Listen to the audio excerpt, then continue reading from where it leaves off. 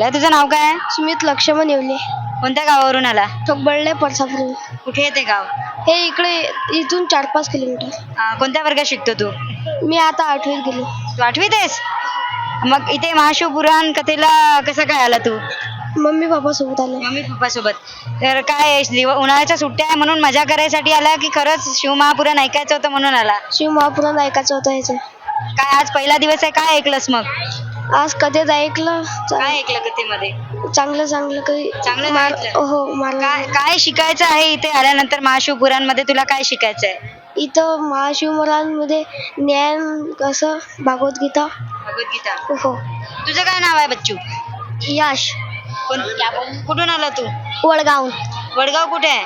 ह्या इकडे कोणत्या वर्गात शिकतो तू? दुसऱ्या. मग आज कसं वाटलं? पहिला दिवस होता महाशिवपुराणचा, कसं वाटलं तुला? चांगलं. काय शिकणार आहे कथेतून? ज्ञान. न्याय शिकणार आहे? अरे बापरे. तुझं नाव काय आहे? विनायक अमोल दुधे. तू कुठून आलास? अकोटवरून. अकोटवरून. कोणत्या वर्गात शिकतो? चौथ्या. चौथ्या वर्गामध्ये. मग आज काय ऐकलं शिवपुराण कथेमध्ये?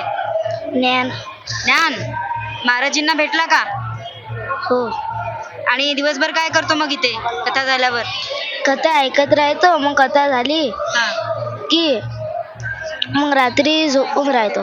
झोपून राहतो. हो. काय बघा, तुम्ही बघू शकता की खूप असे हे छोटे छोटे बाल गोपाल सुद्धा या शिव महापुराण कथेमध्ये आलेले आहेत. एवढा कडक उन्हाळा आहे आणि एवढ्या कडक उन्हाळ्यामध्ये ही बच्चा पार्टी इथे आलेली आहे.